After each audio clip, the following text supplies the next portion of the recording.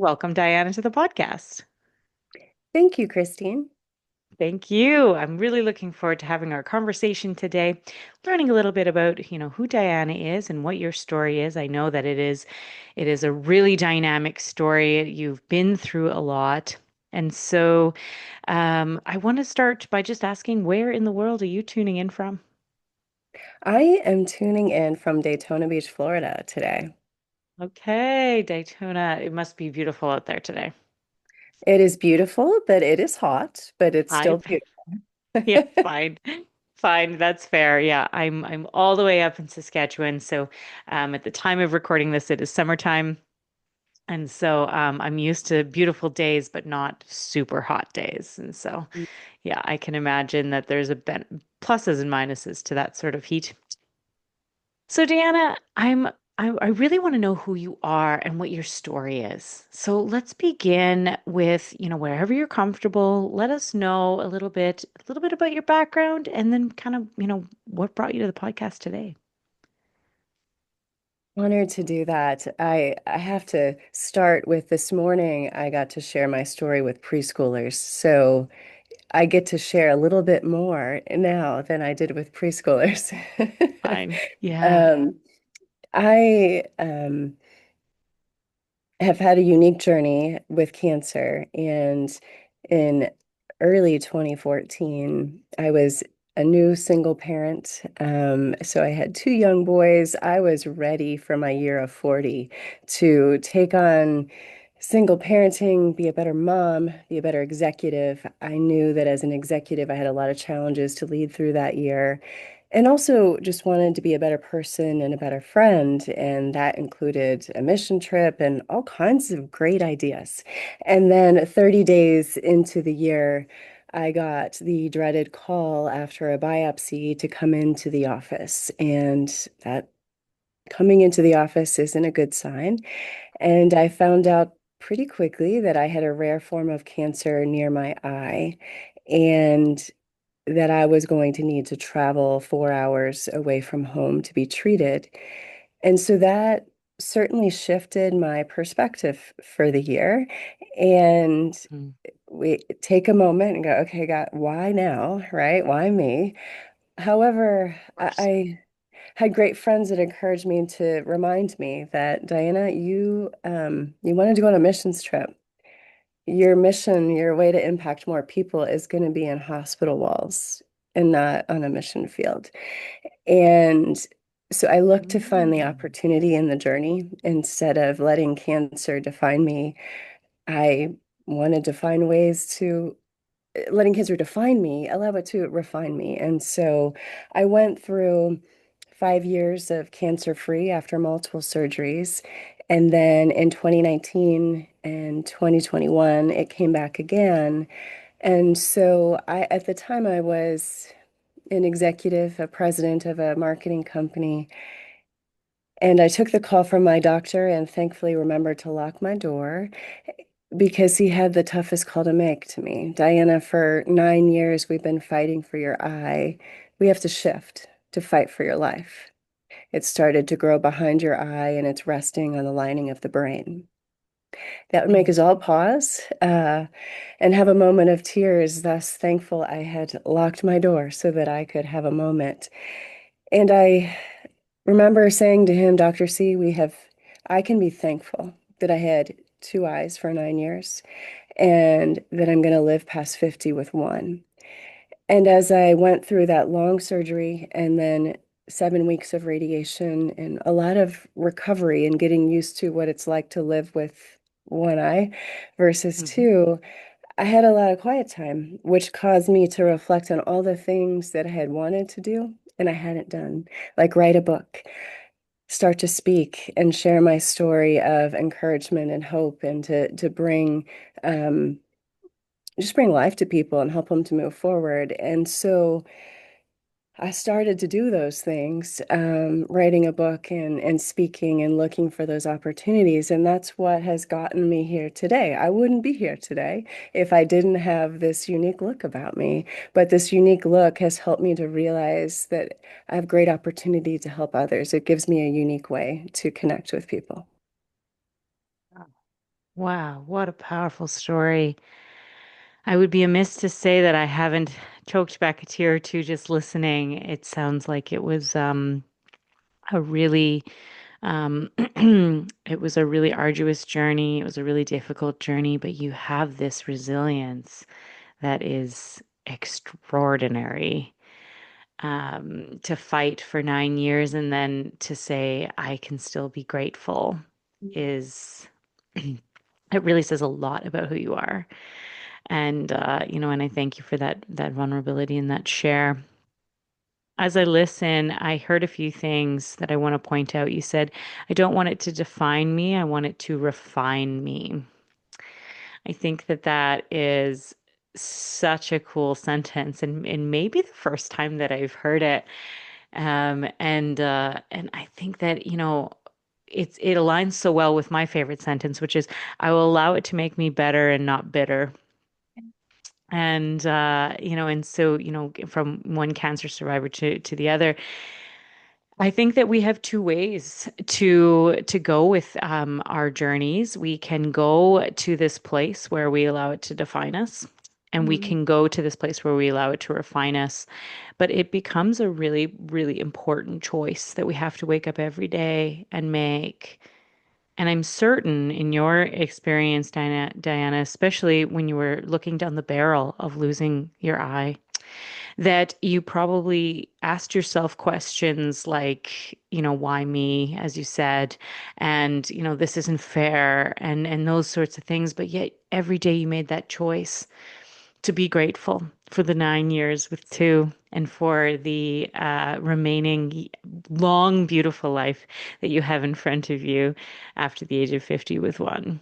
And so, I just want to take a moment to applaud you on that. Thank you. Yeah, certainly. I have two boys, so they were young when I was first diagnosed. And Hmm. so now they're 16 and 14. Okay. And they were a big motivation for me to show up in a positive light.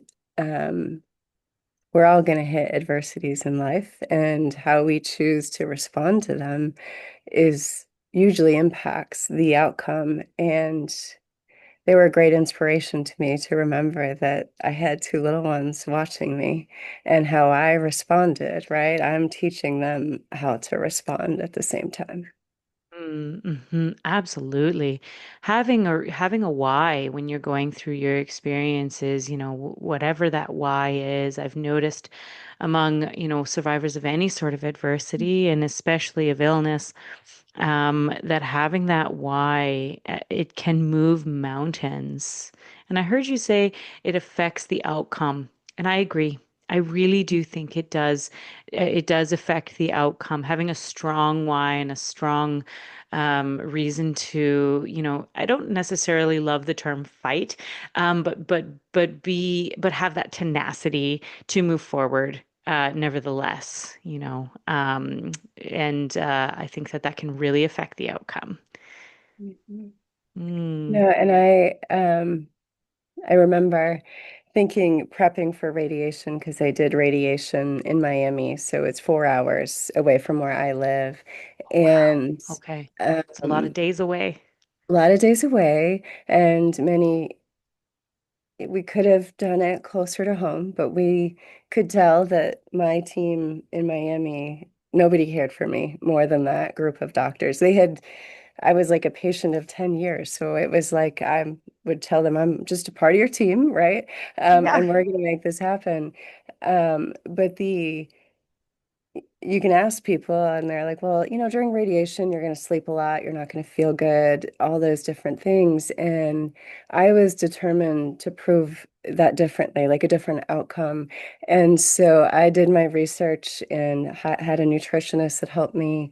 And so I wanted to make sure that I could still live life well and be intentional during that season. And so I would get up every morning, do my quiet time and coffee like I always did, walk to radiation, bring a smile and conversation to my team, and then I'd go work out for an hour, and then I'd go take a nap, and then I would go do the things that were on my list, write a book or speak and work on those things because I was determined that I was going to be okay. Like I knew it wasn't going to be easy, but I knew that I could still influence the outcome by being determined and fighting for what I could fight for.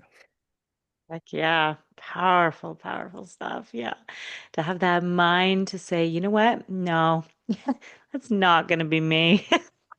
And, I spoke to a radiation oncologist, one of my favorite podcast episodes. I spoke to a radiation oncologist, and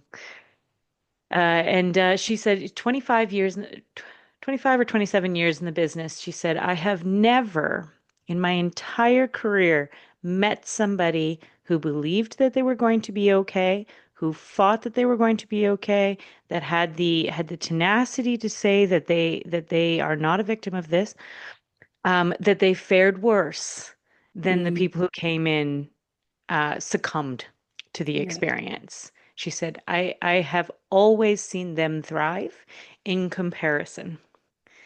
And doesn't that say something Mhm. about the mind It when we are does. in adversity?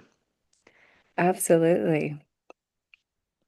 So good. Mm. I want to invite you to speak to my groups. I have some wonderful groups with cancer survivors, and your story is just so powerful. Unfortunately, it's not my group that I run, so I'll have to run it through my boss for all intents and purposes. But I'm going to let you know because All right. your story is fantastic. Anyway, I digress. Okay, so you're going through radiation, life has totally changed, and you're thinking to yourself, okay, I want to speak more. I want to help people. I want to get on stage. I want to write a book. What Yeah. were the next steps for you? Well, I could look back and I kind of laughed, right? I always had excuses of why I didn't do those things, right? I was busy, I was working, and I was on disability during that season of radiation. So I didn't have many excuses to use. Hmm. Uh, and that Yeah. that was a good, reminder for me just to be intentional, use the time I have and use it well. And so I started to do things I had never done before. With Maxwell Leadership, I have the opportunity to join speaking calls and submit speeches to get critiqued. And I had been a member since 2019, hadn't done it, but I started to do it then. My motto kind of became, well, why not now?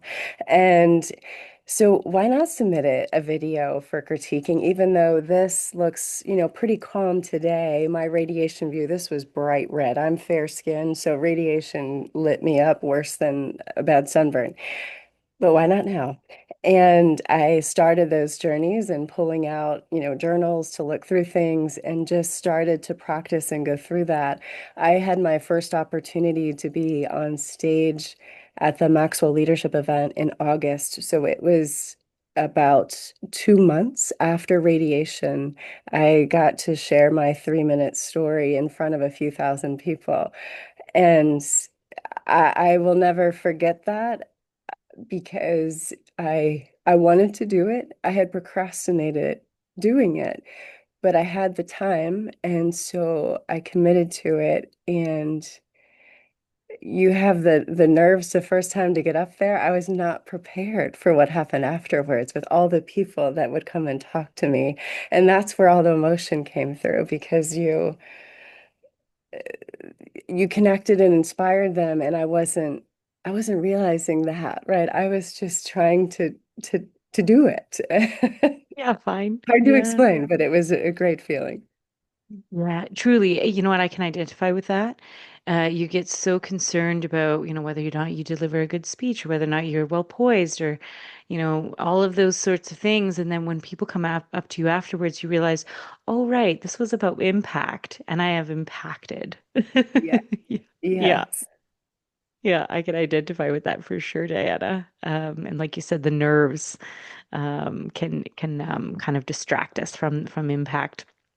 And so it sounds like you managed to do both without even realizing it. Yes, and I think that was my first time to be in a big crowd with my unique look. And also navigating. Just bite off 1,000 people, no problem. Right. Crowds Yeah. are difficult for me are new spaces because I have this literal, blind spot to navigate through. So there was a lot of first within that conference, but my look is unique. And so even the next day and the last day of the conference, I would have people coming up to talk to me because I was easily recognized. And that's something that I reflect on frequently for the rest of my life. This is my look. I will be easily recognized. So that puts a high bar on me. I want to make sure that I'm recognized as being a light and an encourager. I certainly do not want to be recognized as the victim or the complainer. So, Yes, I certainly do not feel that you are. Based on the short conversation we've had today, I'm certain that you are seen as a light and as an encourager. So I'm curious, just for my own curiosity, when you had this urge to speak on stages, were you comfortable with public speaking as it was, or was it the allure of helping people and making a big impact thing that encouraged you to speak despite fear? mhm. You know, I go back to probably 15 years ago. I did not want to speak in front of people. Mm, And my boss at the time, who was more of a mentor and a friend than a boss, okay. encouraged me and pushed me to start to speak. I would prep him to present at company meetings, and I would stand at the back of the room and be there for any questions. And then he started to realize I needed to present it. I did all the prep. I knew the content. Mm. And so the first few times I was pretty rough. And it's actually quite comical to look back. I was rough at the beginning. I found out people in the room to give me feedback each time because I wanted to proactively get feedback and get better. Mhm. And I heard John Maxwell state one time, remember when you get up in front of people, it's not about you. It's about the Mm. people in the room and your impact. And that Impact. has been Mm. something that has helped me tremendously. If I feel nervous, then it hits me. I'm not thinking about them. I'm thinking about me. It's not about me. And that's been Cool. an impactful lesson to me. When I had the opportunity to share that 3-minute clip that I did at the Maxwell event with my executive peers that watched me present for the first time, I got a few comments back and, Diana to the one that didn't want to get up and speak. Like, look how far you've come. Yeah. But that's because I remembered it's not about me. Mm. That made that huge difference, that shift for you. Mhm. Wow. Wow. Okay. So, trying to think here. Where do I want to go next? There's so many questions. Um, so you've gone through this life-changing journey. You have worked in executive your whole life. Now you are being really intentional about your time. You're writing a book, which I want to hear about, of course, and then additionally, you are speaking on stages. What type? How did your life evolve as a result of these decisions that you made? Hmm.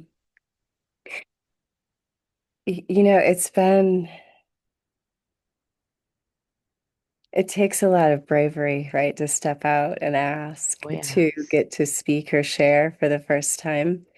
Yes. And it's been a blessing every time. And I watch my children because they'll come and sit when they can. So they always give a good critique to remind me of how I did or what I need to do differently the next time, Yeah. which I really love and appreciate that connection with them because they're a part of the story. Certainly. My hope someday they want to get up on stage and talk with me. We have on our slated to write a children's book together. I want to write a children's version of my book because I my unique look, it's similar at some level to there's lots of people that have unique looks because of disabilities or just things that have happened. And I can Certainly. relate to that in a way that I never could before. Yeah. And it's particularly impactful when people come up to me at the end. A lot of times, people that come up and talk to me have known somebody that has had cancer, but many times it's also people that come up and realize, I was limiting myself because I have autism or I have a speech impediment, but you've helped me to realize that disability, adversity, whatever you want to call it, that gives me a unique qualification to help people that are like me. And Mm, I love that. I love for people to see that there's goodness in the adversities that come our way. I love that to inspire them. mm. Not only are you inspiring people to make their decisions, will this make me better, bitter? Will it define, refine? Not only are you making those decisions and helping people to inspire that way, but you're also helping people to inspire on their own limitations, whether Hmm. that be visually, mentally, whatever it is. That's a potent combination that people are learning from you. Mm-hmm. I hope so. I just I was, as I was thinking about our time together today, I jotted down a quote that I have handwritten and sat on my wall where I worked at the office I worked at for 15 years. And it was don't sink to the level of the problem, rise to the level of the solution. And that's always been such a powerful reminder to me that even within each problem, there's always a way. And there's always a way to find something, whether I've grown or I've stretched, I've met somebody new, there's always some type of light or opportunity I can find. If I don't sink, right? I need to If you rise. don't think, yes, absolutely. You become too far from the solution and it's hard to see. Yeah. Mm, wow. That is just so cool. I love the quote. I just love it. I'm gonna write it somewhere. That's a good one. That's a good Handwrite one. it. Yeah, yeah, beautiful. What is your book about? You say it's called Unique Look, and you want to write a children's book that has the same storyline to it, just of course simplified for children. Could you explain your book a little bit more to us? Yes, so the book title is Uniquely Imperfect, Uniquely Qualified. And the book cover has my favorite colors of the day, the sunrise on the beach, but there's a few imperfections on the cover to tie to the title. And I I felt led to write the book around my cancer journey, but the lessons and the applications along the journey. And so each chapter has ends with a reflection and an application because I want people to read it and then think, many people showed up for me. Maybe the reader has somebody that they need to show up for and they've been procrastinating. And now that they've seen how that impacted somebody else going through cancer, it may help them to act where they haven't been acting. They've been gone, yeah, that's a good idea. I'll get to it later. And so that's how the book is written. Each chapter I work to be transparent and authentic. I had no idea what my journey was going to be like, what it was going to mean to have biopsies near my eye, to have radiation, to all the different things. And so there's lots of pictures in the book because I just wanted to be real and for Mhm. people to see what it's like. And no terrible pictures, right? But I Yeah. guess maybe they are terrible. My kids might th think they're terrible. But I show what I look like when I come out of surgery and all those scars and stitches and that type of thing because sorry, I'll get emotional. So No I trouble. can Take your time. remember waking up from surgery. It was a 12-hour surgery, and I woke up going, "Okay, God, we made it. Like I'm alive. Like that. We've got through the first the first hurdle. I'm still here." I was in ICU for a few days. I wasn't allowed to move. I didn't see myself, so I had no idea what I looked like. And then when my husband got to come in for the first time, I heard the sniffles. So I knew if he was tearing up, I looked pretty bad. So I have some pictures of that, but it's black and white. So it's much easier to stomach, but it's helpful to see where somebody has come from. It's helpful for me to look back and say, okay, 2 years ago, like that's what I look like. Look at the healing and look at how far I've come. So the children's version of the book is really that idea is sparked by the curiosity of children. I love their curiosity. A child is usually much more open to smile at me and kind of look at me funny and then look for a way to ask me a question. Whereas adults are often a little more fearful. They'll kind of look sideways or they won't Wow. really acknowledge that they're curious. They'll try to hide it. And so I just love that about kids. I love their curiosity. And so they've asked me so many great questions that adults don't ask me, and I want to write a book and also about that and a little bit about me, but just to encourage kids, there's great ways to be curious and kind at the same time, and it's okay, right? It's okay to ask questions, and it's okay to be kind at the same time. Mm. Yeah. Oh, I love that. And it's true because the children have such an innocent way about them, and if they say something off-putting or off-kilter, what might not be standard for an adult to say, generally speaking, it's received really well by the person it's directed to Mhm. because there's no malice. There's Right. no agenda. There's just curiosity. I can think of a story when I was little. My dad was holding me in a line apparently, and the first time I saw a dark-skinned man, and I said, Daddy, why is that man dirty?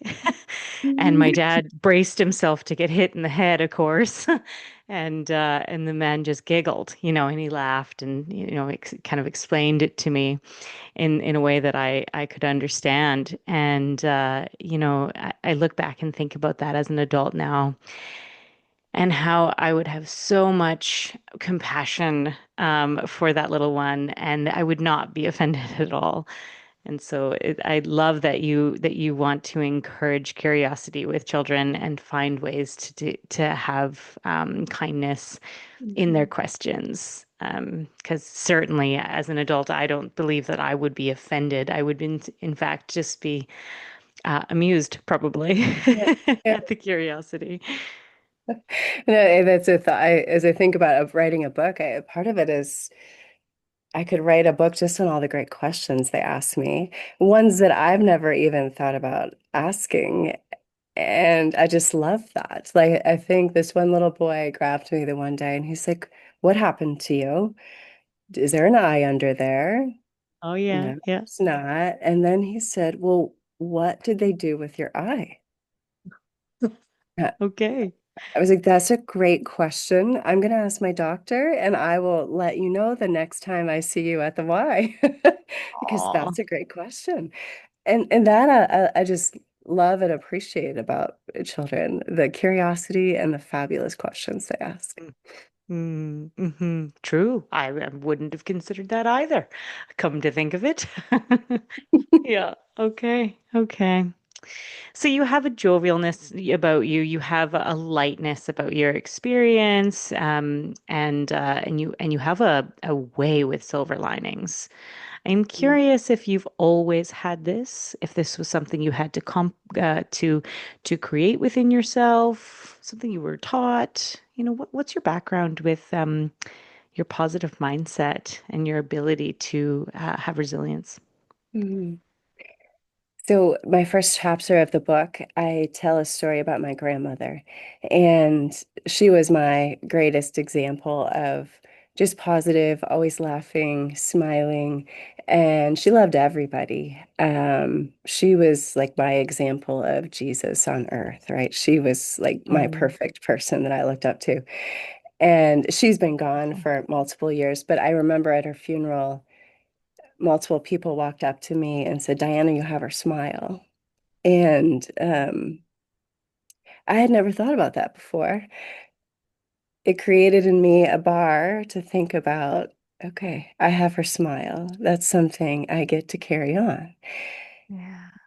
And then in college, I chose to graduate from high school at 16 so I could play basketball in college. Makes perfect sense, right? Yeah, fine. I I got injured my freshman year and my sophomore year. So I really only played one or two games because I was injured most of the time. And I was Okay. reading Viktor Frankl's A Man's Search for Meaning as a required book in my literature class. And it was perfect timing. And one of his quotes is, no matter what happens to me, nobody can steal my freedom to choose how I respond.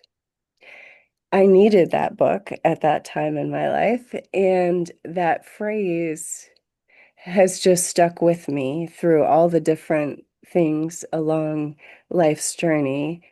I don't, yes, bad things have happened, but I don't need to be a victim. Nobody can steal my freedom to choose how I respond and how I show up. And am I perfect at it? Absolutely not. But do I work to switch quickly to look for what's the reason, right? Why am I here? What do I get to do? Because that is so much more fun to focus on looking for the good thing or the silver lining than focus on the bad thing that happened. Hmm. Gosh, I have so many questions.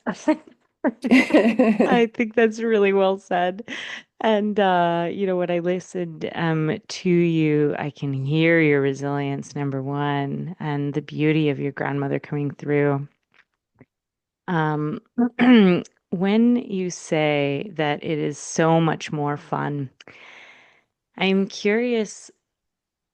I'm so curious because I have come across every cancer survivor under the sun, some deeply victimized, Mm, some in the exact same place as you, with this tenacity, this survivorship that's all about silver linings. And I've seen it serve each person differently.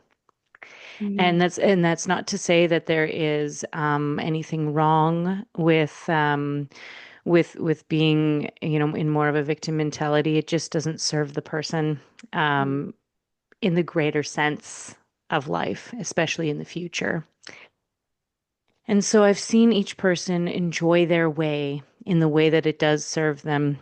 And so, what would you say, perhaps to a person, or maybe not directly to them, but what's your belief around the difference between victimization and finding that silver lining, and how that serves us or doesn't? yeah. I had many people come up to me and say, Diana, if I were you, I would be struggling to smile. I would be struggling to show up. And I listen and try to help them to understand why around that.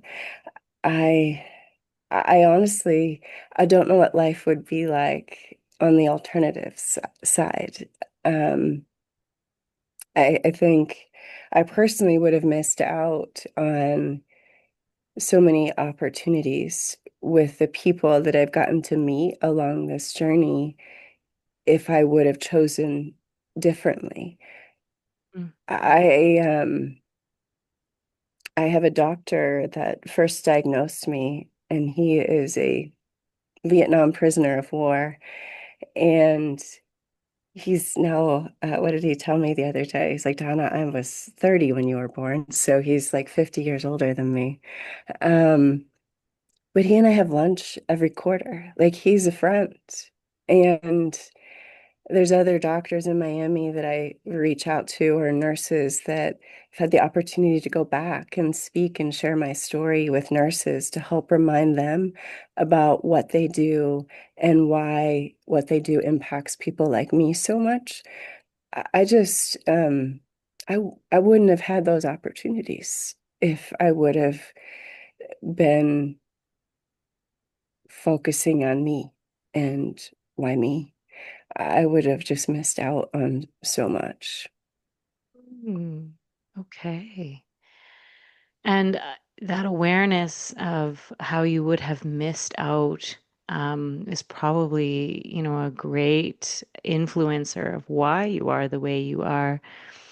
And I want to point out that you said if I was focused on me and the why me, and that distinction between the victim mentality being focused on self and I don't know what the other mentality would be called, I suppose, off the top of my head, but the serving mentality, the self-serving mentality, perhaps, I'm not sure, but that it's not as focused on the self.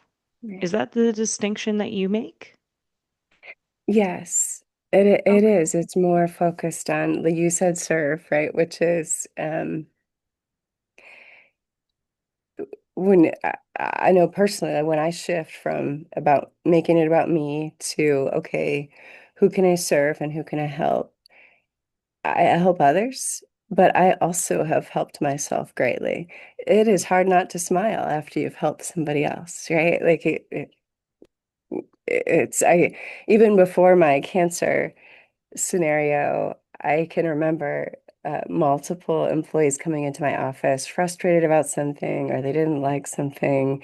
And I would just say, you know what? Just go help somebody else, get a different perspective, and then come back and talk to me.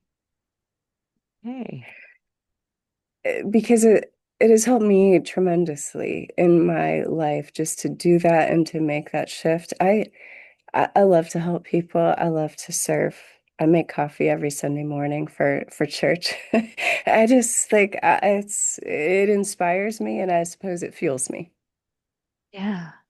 Wow. And so do you believe, Diana, that if someone were to if someone were to begin to help with the mentality of I want to feel better, and so therefore I want to be important. I want to help. I want people to recognize me. I want to speak on stages so that I'm loved. And in turn, I will be able to help people. Do you believe that I would have the same impact as the person who puts the intentionality on helping people? And therefore, maybe I'll get a kickback from that. Maybe I'll feel really good as a result of that. I think the focus has to be on others and the On the reward exterior. comes because of that. Okay. Yeah. Yeah. Because I think people can tell when you're not authentic and you're Hmm. not real. I think they can tell that. It Wow. may um, takes long to build that authenticity and trust, but people see it. Mhm. Certainly. Okay. Thank you for that distinction. and your patience while I tried to create those questions. Thank you very much for that distinction because I think that it's really given perhaps the person who feels stuck in their stuck in their self thoughts, self belief, self focus to say, okay, well, how do I get out of this? I want to feel better. I want to have more fun, to use your words. Mhm. How do I get there? And it sounds like an easy way to turn what can be, explained as a kind of a victim mentality is to turn away from the constant internal focus and to instead create that focus outward. How can I help somebody? How can I make a difference for another human? And then in turn, that joy will come as a result. Mhm. Mm, No, okay. and it's something I work as a discipline. I get up every morning and I journal and read and pray and reflect and I write down every day, okay, who do I add value to today? And try to be very intentional. I certainly hope I'm adding value to more than just that person, but I want to make sure that it's an intentional part of my thought process every morning when I start my day. And then the next morning, I ask myself, okay, did I do that? Did I add value to that person that day? And that's been a good practice for me just to remember to always be looking to add value to others instead of making it about me. Yeah. Well, you've certainly added value with us today. I'm just so grateful for your story, your experiences, and the way that you share them in such a unique to Diana way. Is there any final thoughts that you would want to leave with the listener? Of course, I will link your book so that people can connect with you as well as all of your information as well.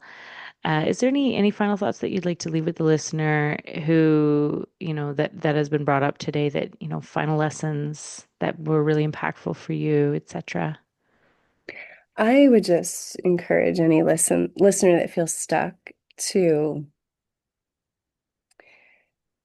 to just pause, journal it all out, and then go look for a way to help somebody and move forward. You can do it. Mm, okay. Wonderful words to end on. Thank you, Diana. Thank you again for coming. I will link all of your information so that people can connect with you and for sharing your spectacular and very inspiring story. Thank you, Christine.